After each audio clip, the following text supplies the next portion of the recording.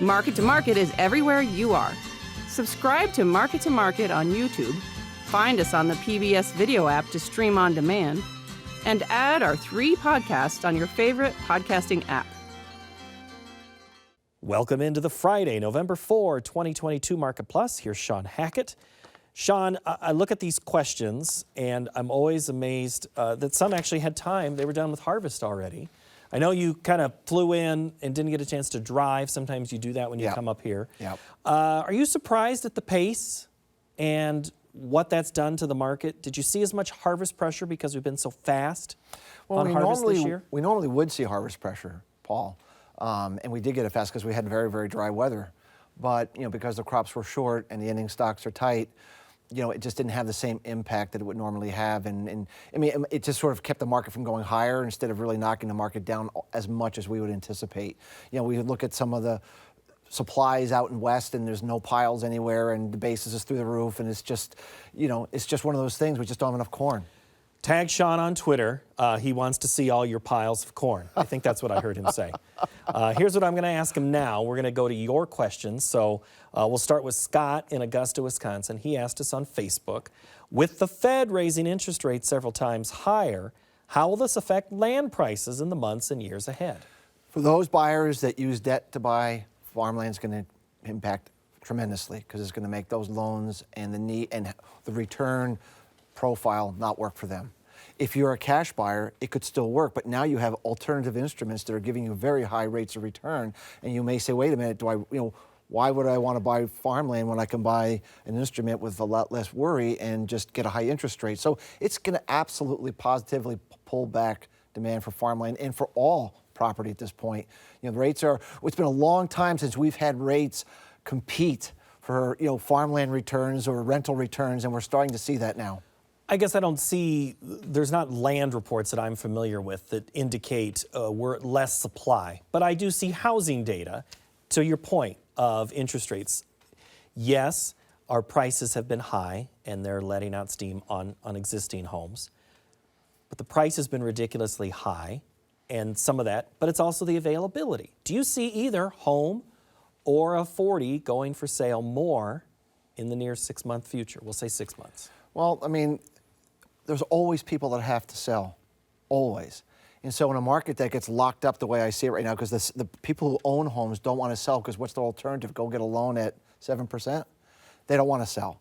The buyer says, I can't afford to buy the current price at 7%. So we have a locked market. But people die, people lose jobs, people move, and they have to sell. And so we're going to start to see these forced selling in the market. It doesn't mean massive overhang supply, but when you are a forced seller in a market where the bidder is not there, you can get significant downside in price. You could also add in the land discussion. There'll be some people who just can't afford to have the land anymore and do have to make a sale, not because of a death in the family, but just because it got to be really expensive this year. And I think 50 or 60 different markets are now down 25% from the highs just on some of these small forced sales in an illiquid market of buyers. So it's an impact. It's going to be an impact for a while. The Federal Reserve gave strong indication again. They're going to keep at it. They don't seem to be anywhere near stopping. But the job market didn't get the memo. I mean, we added 261,000 last month, over 350,000 jobs. We keep adding jobs. Still, 250,000 jobs is a lot of jobs. It is a lot. Employment is a lagging indicator, and Fed policy effects are lagging. So, it's tough because, you want to think that they work simultaneously together, but they really don't. And jobs numbers will start to weaken well after, we start to see the economic impact starting to show up. It's sort of one of those things. It's a rear view mirror kind of picture, not trying to forecast the future. Well, Daniel's been watching the cotton futures this week, and he asked us on Twitter, why the big movement in cotton? Well, certainly, cotton got hit so very, very hard. And because it got back to that good level relative to the Chinese price, it's bringing some business back in.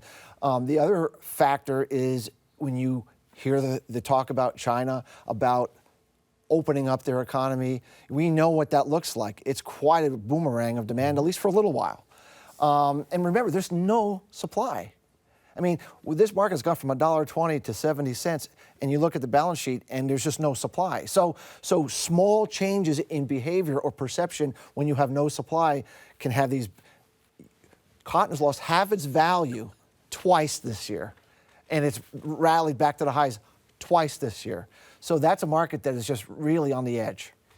Okay, we're about to the time of year when I start asking the question about acreage. Soon we'll get that. At what point, at what price point does cotton buy acres or have acres taken from it because there's something more profitable somewhere else? Well, I mean, we have to get to that point. Right now, cotton would not get the acres that I believe it needs, given how tight the market is. I mean, I think it would, 70 cents is not going to cut it against competing prices that we see right now. I think, if the competing prices are where they are today, come the time that decisions are made, I think cotton prices would have to be considerably higher, maybe in that 80 or 90 cent range, to provide the economics to get that ground planted. Let's ask 2 questions from Aaron. You ready for question 1? All right. Here's Aaron's number 1. Some of us haven't had more than a few raindrops since the beginning of August, or longer for others. He's in northwest Iowa, from Ocheeden. Can a slow transition to El Nino sometime in 23 arrive with proper moisture and time to plant the western corn belt? You talked about the wheat belt in the show. Now you're going to be talking about the corn belt. What's the answer for those folks? I believe that it will. The cycles that we looked at going back to 1850 of 2-year La Ninas that move into the 3rd year are very clear that we'll move into an El Nino kind of pattern. When we're already starting to see significant moisture out west in California. We're expecting to see some significant moisture next week in the northwestern area. So we're starting to see the weather pattern shift and provide some moisture that we haven't seen in a considerable amount of time. It doesn't happen overnight. It's not, you don't flip the switch and it just turns everything on, but we're starting to see the slow turn of the wheel, and I think that that's a sign of better times to come. Well, and we need some water for navigation. Yep. I mean, the Missouri is no longer, they don't regulate it normally after November traditionally, but this year is extenuating circumstances. But the farmers I talked to this week when we were out visiting, they were just like, any rain we get just sucked up in like a sponge. So it's going to take us a little bit in some of these areas that are used to rain that haven't had it. We would hope, that you get some kind of a big enough snowpack that when we get the thaw, you'll get enough runoff to create that river flow that we're looking for. We're looking for a very early spring this year, Paul, not a late spring like last year, an early spring. Like we think we could see spring-like conditions in March based upon our cycles. And so if we have good moisture and we get an early start to the planting season, we may have the potential for the first time in 4 or 5 years of having really, really big crop potential. Well, you heard it here. We'll keep Shawn on the point there, and we'll ask him when he comes back. Another question from Aaron. Shawn is about cattle. Can very bullish cattle fundamentals for next year overcome continued economic fears and potential demand destruction? You didn't talk about demand destruction so much in the show, but you did mention some of these other things. I think it eventually will override the demand destruction factors that are clearly coming. I don't think, as we said in the first part of the show, it can do it in fourth quarter.